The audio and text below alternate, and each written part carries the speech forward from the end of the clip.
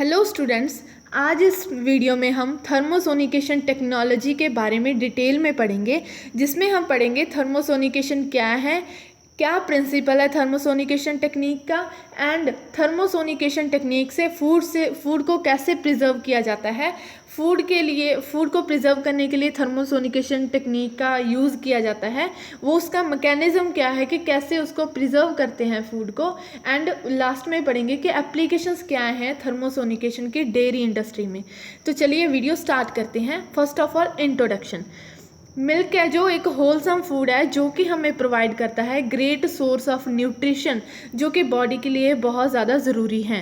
And milk एक highly perishable food है। 98% तक वाटर प्रेजेंट होता है मिल्क में।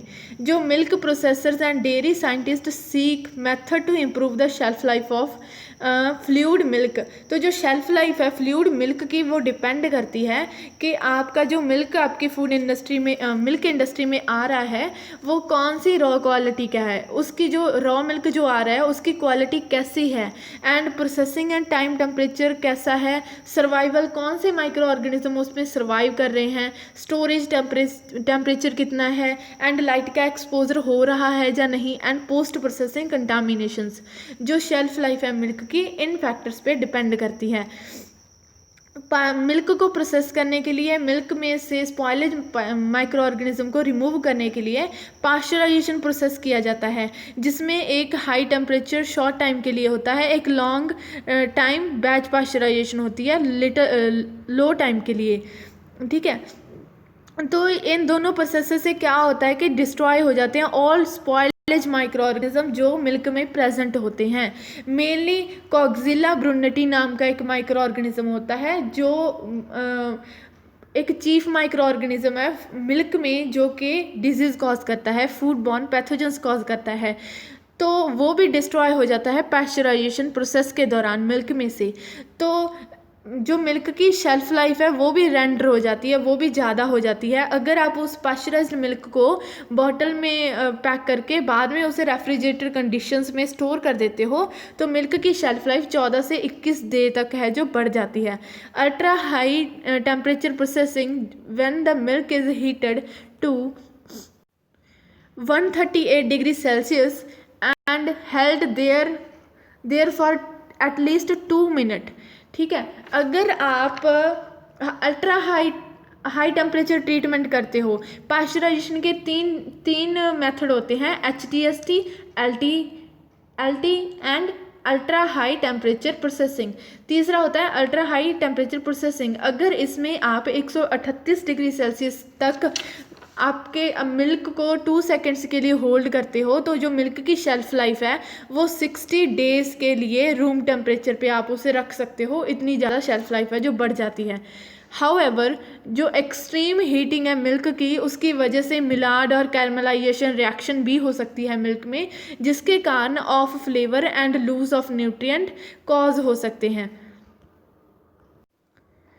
According to Silva and Gibbs, जो psychrotrophic B cereus microorganism है वो हायर जो रेजिस्टेंट है उस पर भी अपीयर होता है, हाई हीट पे भी अपीयर रहता है देन जो साइक्रोट्रॉफिक हैं नॉन प्रोटीलिटिक सी बोटुलिनम की। Thus it is important that any proposed treatment does not compromise the sensory quality and nutritional properties of milk। ठीक है, ये इम्पॉर्टेंट है कि जो आपका कोई भी प्रोसेस है हीट प्रोसेस, वो आपके मिल्क की सेंसरल क्वालिटी एंड न्यूट्रिशनल प्रॉपर्टीज़ को हार्म ना करे। The use of non-thermal technology has emerged as an alternative to minimize change of the food sensory property induced by heating। अगर हम food non thermal technologies use करते हैं तो उससे क्या होता है कि जो फूड के सेंसरल प्रॉपर्टीज़ हैं उनमें बहुत ज़्यादा कम चेंज आता है, इंड्यूस्ड बाय हीटिंग बहुत ज़्यादा कम चेंज आता है जो सेंसरी प्रॉपर्टीज़ हैं। The inactivation of bacteria using ultrasound was first initiated in 1920। This technology relies on the application of ultrasonic waves frequency ranging from 20 to 100 megahertz to the liquid food, causing microbial cell death। यहाँ से हमारा topic है जो start होता है। Milk की sterilization कैसे करते हैं? थर्मोसोनिकेशन प्रोसेस से। जो इनएक्टिवेट करने हैं जब हमने बैक्टीरिया को अल्ट्रासाउंड रेज से, ये टेक्निक है जो अल्ट्रासाउंड रेज से बैक्टीरिया को इनएक्टिवेट करने की, वो 1920 से लेके इनिशिएट हुई। ठीक है, तो जो जो इलेक्ट्रोसोनिक वेव्स हैं उनकी फ्रीक्वेंसी है जो बैक्टीरिया को इनएक्टिवेट किया जाता है अल्ट्रासाउंड वेव्स को यूज़ करके। ये टेक्नोलॉजी 1920 में इनिशिएट हुई थी। ठीक है, जो अल्ट्रासोनिक वेव्स हैं उनकी फ्रीक्वेंसी 20 से लेके 100 मेगाहर्ट्ज़ तक होती है। इनको हम लिक्विड फूड्स में थर्मोसोनिकेशन को यूज़ करते हैं, जिसकी वजह से इस फ्रीक्वेंसी रेंज की वजह से जो सेल डेथ हो जाती है, माइक्रोबियल सेल है जो डेथ हो जाती है उनकी। जो अल्ट्रासाउंड वेव्स हैं उनका इफ़ेक्ट कंसीडर किया गया है कि वो इनफेक्टिव हैं for the inactivation of bacterial spores. इसीलिए कम्बिनेशन करना पड़ता है अदर ट्रीटमेंट्स का, जैसे कि temperature, pressure and both heat and pressure का भी हम प्रयोग कर सकते हैं। उसकी वजह से क्या होता है, लीथल इफेक्ट होता है माइक्रो ऑर्गेनिज्म की ग्रोथ के ऊपर। ये बात इन्वेस्टिगेट की गई है। नेक्स्ट इज थर्मोसोनिकेशन क्या है? थर्मोसोनिकेशन एक अल्ट्रासाउंड टेक्नोलॉजी का मेथड है जिसमें हम मॉडरेट हीट भी यूज़ करते हैं। 37 से 75 डिग्री सेल्सियस तक टेम्परेचर होता है। ये कंबाइंड मेथड है, ठीक है, जिसमें हम मॉडरेट हीट यूज़ करते हैं जिसका 37 से 75 डिग्री सेल्सियस तापमान होता है। And low frequency ultrasound waves होती हैं जो कि जिनकी फ्रीक्वेंसी 20 मेगाहर्ट्ज़ तक होती है। इस ट्रीटमेंट को क्यों किया जाता है? ताकि हम इनएक्टिवेट कर सकें enzymes and pathogenic micro organism को। जब हम हीट एंड अल्ट्रासाउंड को यूज़ करते हैं दोनों को मिलाकर, तो जो टेम्परेचर एंड टाइम है रिड्यूस हो जाता है as compare to conventional heating processes के। Next is principles of sonication process. The sonication process को डिस्क्राइब किया था अल्ताफ एट अल ने कि ये जो अल्ट्रासोनिक वेव्स, ये जो सोनिक वेव्स हैं वो लॉन्गिट्यूडनल वेव्स होती हैं जिनकी फ्रीक्वेंसी हाई होती है 20 किलोहर्ट्ज़ से, ठीक है, क्रिएट की जाती है। जो ये प्रोसेस है जिसमें हम फूड प्रिजर्वेशन करते हैं। ठीक है, जो मीडियम है यहाँ पे, मीडियम वो आपका फूड मटेरियल है जिसको आप थर्मोसोनिकेशन प्रोसेस जिस पे अप्लाई कर रहे हो। जब सोनिक वेव्स पास करती हैं आपके लिक्विड फूड मटेरियल से, फर्स्ट ऑफ ऑल ये लिक्विड फूड मटेरियल के लिए ही है थर्मोसोनिकेशन प्रोसेस। ठीक है, जब हम उसमें से सोनिक वेव्स पास करवाते हैं लिक्विड फूड मटेरियल में से, तो अल्टरनेटिंग कंप्रेशन और एक्सपेंशन पैदा होता है उस मीडियम में। ठीक है, जिसके कारण प्रेशर चेंज हो जाता है। प्रेशर चेंज होने के कारण कैविटेशन पैदा हो जाती है मीडियम में। कैविटेशन क्या होती है? कैविटेशन का एक प्रोसेस है जिसमें माइक्रो बबल्स बन जाते हैं एंड जो कैविटीज़ हैं वो फिल्ड हो जाती हैं विद वेपर्स के। ठीक है, वो फॉर्म हो जाते हैं बबल्स। तो सोनिकेशन क्या करता है, कॉज करता है टाइनी बबल्स हैं जो एक्सपैंड करना स्टार्ट कर देते हैं and contrast 1000 of times every second. A point is reached where the ultrasonic energy provided is not sufficient to retain the vapour pressure in the bubble. तो rapid condensation होनी start हो जाती है। एक पॉइंट ऐसा आता है जहाँ पे अल्ट्रासोनिक एनर्जी प्रोवाइडेड जो हम कर रहे हैं वो सफिशेंट नहीं होती कि वेपर फेस रिटेन रह सके बबल्स का, तो कंडेंसेशन स्टार्ट हो जाती है, रैपिड कंडेंसेशन। जो अब कंडेंस्ड मॉलिक्यूल्स हैं वो कोलाइड करने लगते हैं वायलेंटली, तो जिसकी वजह से शॉक वेव्स है जो क्रिएट होती हैं। वो shock waves very high temperature and pressure है जो क्रिएट करती हैं। टेम्परेचर कितना, 5000 degree kelvin and 2000 bar pressure है जो क्रिएट होता है। उसके बाद फाइनली जो बबल्स बने थे, कैविटेशन हुई थी, वो कोलैप्स हो जाते हैं। Cavitation can result in the occurrence of microstreaming, which is able to enhance heat and mass transfer in the milk. Because of the streaming, जो bulk milk है उसको treated result in the localized pasteurization effect. Destruction of microorganism और inactivation है जो enzymes का वो induce होता है one or more of these consequence of sonication के। ठीक है, तो जो माइक्रोबियल किलिंग है involve the thinning of cell membrane and localised heating. Cavitation process है जो डिपेंड करता है अल्ट्रासोनिक कैरेक्टरिस्टिक्स पे, जैसे कि फ्रीक्वेंसी, इंटेंसिटी एंड प्रोडक्ट की प्रॉपर्टीज़ पे, जैसे viscosity, surface tension, ambient conditions पे, टेम्परेचर एंड प्रेशर। आप इस डायग्राम में देख पा रहे हो सोनिकेशन प्रोसेस को, जो अच्छे से जो मैंने आपको बताया वो दोबारा से अच्छे से आप देख सकते हो। फर्स्ट में क्या हो रहा है, जो पार्टिकल्स, वो जो पार्टिकल लिखा हुआ है वो माइक्रो ऑर्गेनिज्म आप समझ सकते हो, ठीक है।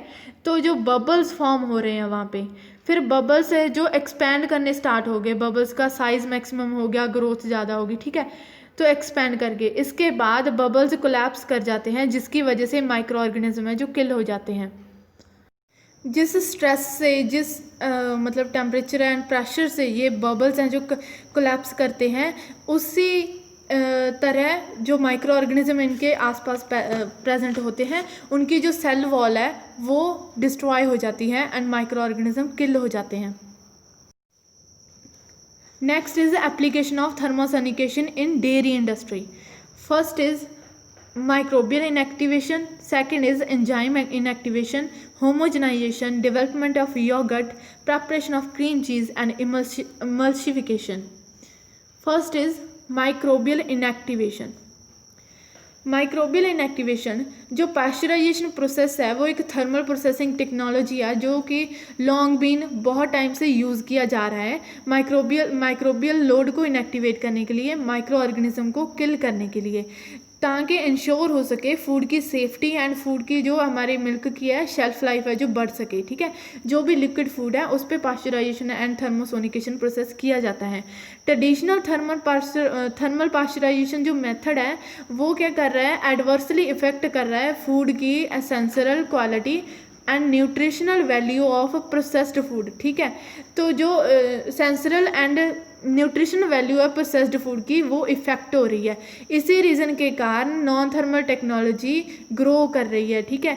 तो इसीलिए थर्मोसोनिकेशन प्रोसेस है जो वो इंक्रीज़ करता है shelf life of the product and वो फूड को सेफ बनाता है ह्यूमन कंजप्शन के लिए, एंड जो nutritional and organoleptic attributes and जो सेंसरल क्वालिटी होती है मिल्क फूड की एंड जो लिक्विड फूड है उनको बिल्कुल भी अल्टर नहीं करता, उनको वैसे ही रखता है जैसे वो एक होलसम फूड में प्रेजेंट होते हैं सारे कंपाउंड्स।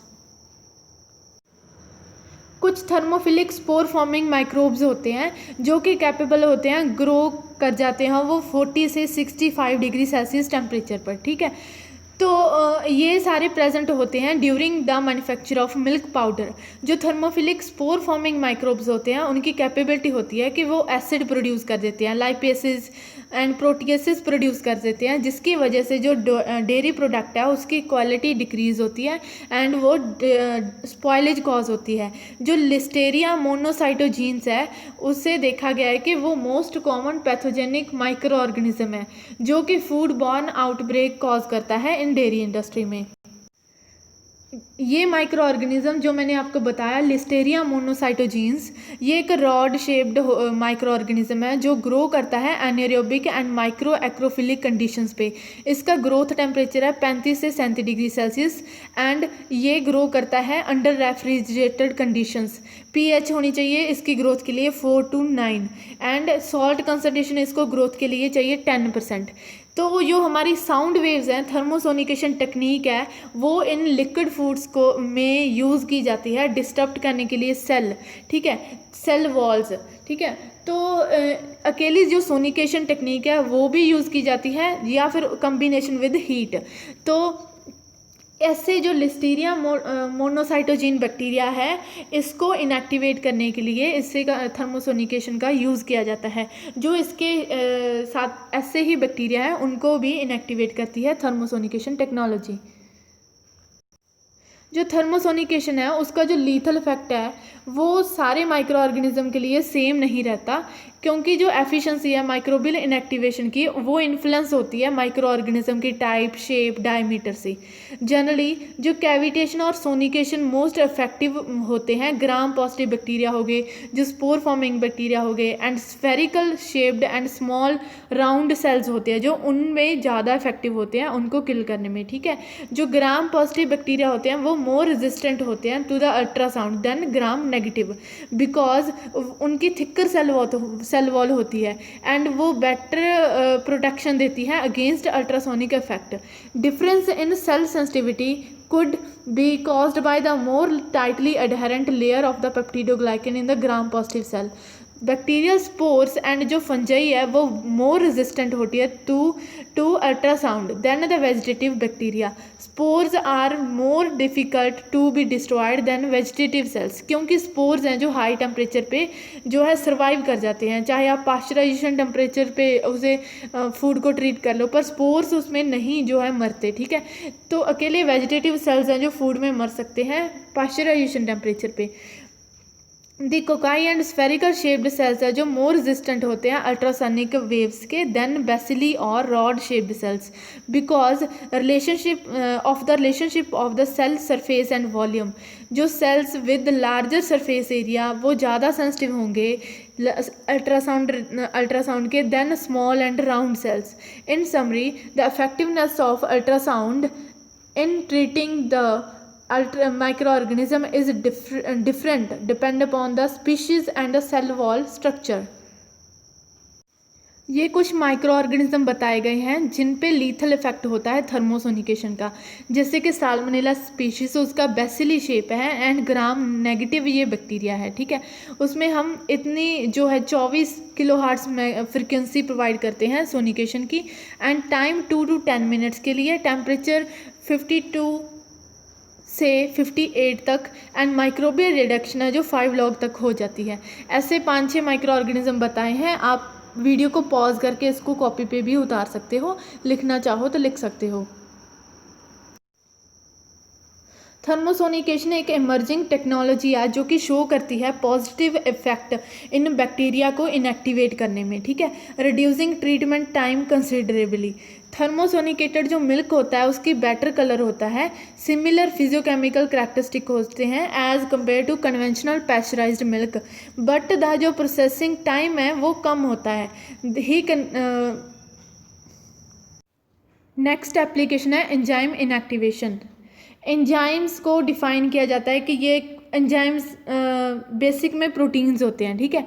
एंजाइम्स प्रोटोनीशियस सब्सटेंस होते हैं जो कि कैटालाइज करते हैं बायोकेमिकल रिएक्शन को, मतलब कि रिएक्शन को इन्हांस करते हैं, ठीक है। ये डिज़ायरेबल भी हो सकते हैं किसी भी फूड में, अनडिज़ायरेबल भी हो सकते हैं, जैसे कि मिल्क आप एग्जांपल ले सकते हो।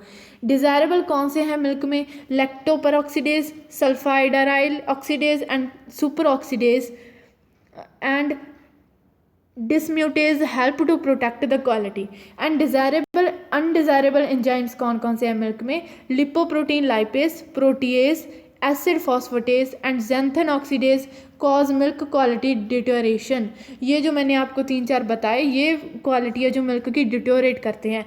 वाइल जो अल्कलाइन फॉस्फेटेज होता है वो इनएक्टिवेट हो जाता है कन्वेंशनल पास्चराइजेशन टेम्परेचर पे, जो कि एज अ इंडिकेटर सर्व करता है for proper pasteurization. In addition to indigenous enzymes in milk, enzymes are also produced by microorganisms like Pseudomonas species, Bacillus species. These microorganisms produce enzymes such as protease, lipase जो कि heat resistant होते हैं and spoilage cause करते हैं milk में।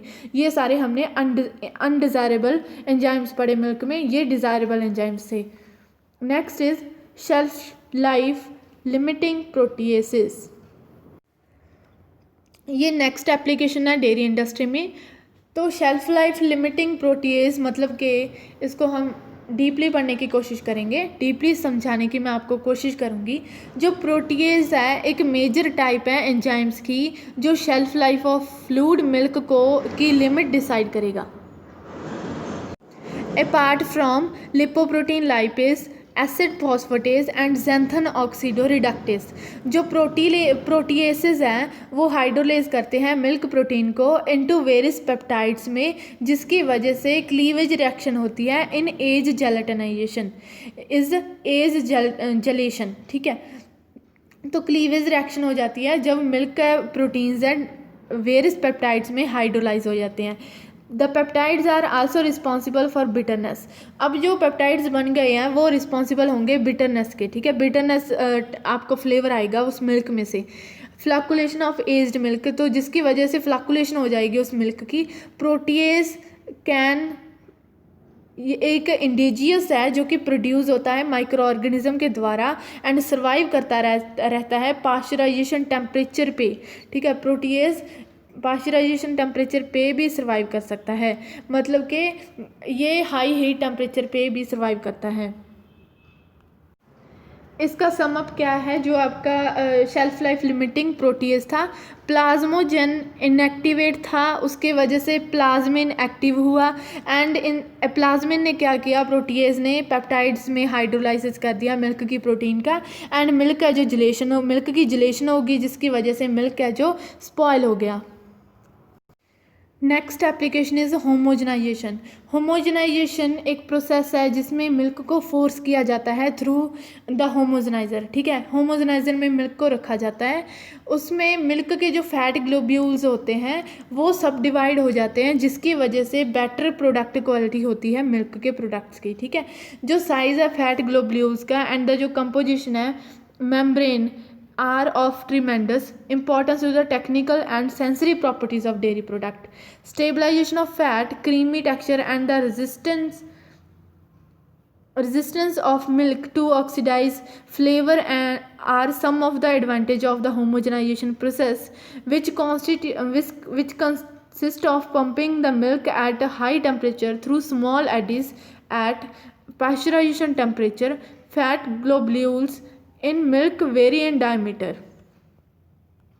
Thermosonication responsible है for the breakage of fat globules in milk. Alone sonication and जो high power ultrasound method है उससे उनकी कैपेबिलिटी है कि वो होमोजेनाइटेड जो मिल्क है उनकी बेटर क्वालिटी होती है then the commercial homogenisation. Raw whole milk was thermosonicated using a 22 mm probe at 63 C for 30 minutes. Heat treatment involve heating the milk at 63 Celsius for 30 minutes. उसके कारण जो सरफेस है fat globules की वो completely rough हो जाती है milk की। ठीक है, after sonication. The overall structure of the milk after sonication showed in smaller fat globules हो जाते हैं एंड ग्रैनुलर सरफेस हो जाती है। ये क्यों होता है, क्योंकि इंट्रैक्शन हो जाती है डिसरप्टेड MFGM में एंड सम केजियन माइसिल में। माइनर चेंजेस आ जाते हैं फैट ग्लोब्यूल्स में between thermal and raw milk detect किए गए हैं। थर्मोसोनिकेटेड मिल्क का एडवांटेज क्या है कि इससे पैस्चराइज्ड एंड होमोजेनाइज्ड एक स्टेप में ही हम कर सकते हैं, अलग अलग प्रोसेस करने की ज़रूरत नहीं है। ये it can be produced and important cost saving and इसके बेटर कैरेक्टरिस्टिक्स होते हैं, making thermosonication a potential processing method for milk and most other dairy products. Yogurt produce की जाती है थर्मोसोनिकेशन से। योगर्ट प्रोड्यूस होती है थर्मोसोनिकेटेड मिल्क से, जिसकी सुपीरियर फिजिकल प्रॉपर्टीज़ होती हैं एंड उसको हायर विस्कोसिटी होती है एंड वाटर होल्डिंग कैपेसिटी भी इसकी ज़्यादा होती है, जो योगर्ट प्रोड्यूस की जाती है इससे। थर्मोसोनिकेशन प्रोसेस से प्रेपरेशन होती है क्रीम चीज़ की। जो थर्मोसोनिकेशन करती हैं जब हम मिल्क की, तो उससे क्या है, मिल्क फैट ग्लोब्यूल्स का साइज़ है जो रिड्यूस हो जाता है, जिसके कारण फैट कंटेंट है जो मिल्क में वो बढ़ जाता है, ज़्यादा इंक्रीज़ हो जाता है। तो ईल्ड ऑफ क्रीम चीज़ है जो क्रीम चीज़ है वो बनता है। ठीक है, क्रीम चीज़ को कैसे बनाया जाता है, मिल्क को सोनिकेट किया जाता है varying combination of ultrasound power and temperature पे एंड टाइम के लिए। ठीक है, कुछ टाइम के लिए। जो TS है थर्मोसोनिकेशन है ऑफ द मिल्क इम्प्रूव करती है थर्मोस्टेबिलिटी ऑफ द मिल्क चीज़। ये एक best textural and rheological properties देती है थर्मोसोनिकेशन प्रोसेस मिल्क चीज़ क्रीम को। नेक्स्ट एप्लीकेशन है इमल्सिफिकेशन। इमल्सिफिकेशन क्या होती है? जब दो लिक्विड्स जैसे कि वाटर एंड ऑयल वो एक दूसरे से मिक्स नहीं हो सकते, तो उन दोनों इमर्सिबल लिक्विड्स को मिक्स होने के प्रोसेस को इमल्सिफिकेशन कहते हैं। जो सबस्टांस हम उसमें डालते हैं कि वो दोनों लिक्विड्स हैं जो मिक्स हो जाएं, उसे सरफेस एक्टिव एजेंट या फिर इमल्सिफायर बोला जाता है। ठीक है, तो अगर हमें किसी प्रोसेस से इमल्सिफिकेशन करवानी है तो उसके लिए मैकेनिकल एजिटेशन और अल्ट्रासोनिक से ये इमल्सिफिकेशन भी होती है, जिसकी वजह से स्मॉल ड्रॉपलेट्स बन जाती हैं। पहले विद अल्ट्रासोनिक कैविटेशन रिलीज करती है high energy microjets near interfaces and facilitate emulsification compare to the mechanical agitation. The use of ultrasound require less amount of surfactants and produce smaller and more stable droplets. Last part है हमारे थर्मोसोनिकेशन topic का। इसमें हम देखेंगे थर्मोसोनिकेशन and conventional pasteurisation में क्या difference है। First of all, जो थर्मोसोनिकेशन है वो न्यूट्रिएंट वैल्यू एंड सेंसरल क्वालिटीज़ हैं जो फूड की, मिल्क फूड की, उसको रिटेन रखती हैं। ठीक है, ये ज़्यादा एफिशिएंट होती हैं एंड ये इफ़ेक्टिव हैं ऑल टाइप ऑफ माइक्रोब्स के लिए। एंड थर्मोसोनिकेशन के प्रोसेस से हम मिल्क को एक ही स्टेप में पैस्चराइज्ड एंड होमोजेनाइज्ड कर सकते हैं। जो शेल्फ लाइफ है मिल्क की थर्मोसोनिकेशन प्रोसेस करने के बाद 42 डे तक है जो बढ़ जाती है, 40 डेज तक जो शेल्फ लाइफ है इंक्रीज हो जाती है। नेक्स्ट, जो कन्वेंशनल पैस्चराइजेशन है उसमें न्यूट्रिएंट वैल्यू एंड सेंसरल वैल्यूज़ है जो लॉस हो जाती हैं एंड एनर्जी भी इसमें ज़्यादा लगती है। ये सारे माइक्रो ऑर्गेनिज्म के लिए इफ़ेक्टिव नहीं है, जैसे कि जो पैस्चराइजेशन है वो वेजिटेटिव सेल्स के लिए ही इफ़ेक्टिव है। जो स्पोर्स होते हैं वो तो सर्वाइव करते ही रहते हैं अपने उस टेम्परेचर पे, हाई हीट टेम्परेचर पे। पैस्चराइजेशन स्पोर फॉर्मिंग बैक्टीरिया को किल नहीं कर पाता, ओनली पैस्चराइज्ड करती है। ये मिल्क को होमोजेनाइज नहीं होता है पैस्चराइजेशन में। शेल्फ लाइफ है जो मिल्क की पैस्चराइजेशन करने के बाद 21 डे के लिए बढ़ जाती है। तो ये थर्मोसोनिकेशन प्रोसेस टॉपिक, सारा टॉपिक हमारा यहीं पे समाप्त होता है। अगर आपको मेरे चैनल, मेरी वीडियोस आपके स्ट्रीम या फिर करियर या फिर किसी प्रेपरेशन, एग्ज़ाम की प्रेपरेशन से रिलेटेड लगती हैं तो आप इसे लाइक, शेयर और सब्सक्राइब कर सकते हो। एंड ये मेरी सारी वीडियोस आप food science and technology net exam, जो आपका नेट एग्ज़ाम का सिलेबस है उसके हिसाब से आ रही हैं। टॉपिक वाइज मैं वीडियोस है जो डाल रही हूँ यूट्यूब पे। एंड ये टॉपिक्स आपको food science and technology MSc and BSc food science and technology के सिलेबस में भी ये टॉपिक्स आपको हैं। अगर आपको किसी टॉपिक में को समझने में प्रॉब्लम आ रही है तो आप मुझे कमेंट करके बता सकते हो, मैं उस पर ज़रूर वीडियो बनाऊँगी। Thank you for watching, have a nice day.